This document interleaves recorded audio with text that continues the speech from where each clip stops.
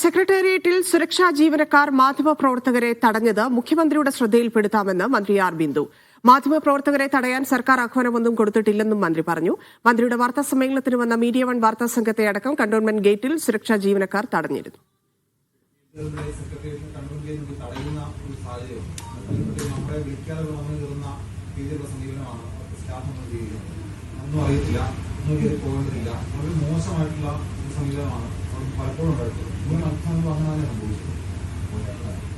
അവര് സ്വന്തം തീരുമാനപ്രകാരം ചെയ്യുന്നതാണല്ലോ. നമ്മളിപ്പോ വാർത്ത അറിയിപ്പ് കിട്ടിയിട്ട് നമ്മൾ കയറി വരുന്നത് മാധ്യമപ്രവർത്തകരെ തടയണം എന്നെങ്കിലും അങ്ങനെ അറിയിക്കോ? ആ രീതിയിലാണ് പക്ഷെ സമീപിക്കുന്നത്. അത് അവര് ചെയ്യുന്നതാണ്. ഞാൻ മുഖ്യമന്ത്രിയുടെ ശ്രദ്ധയിൽപ്പെടുത്താം.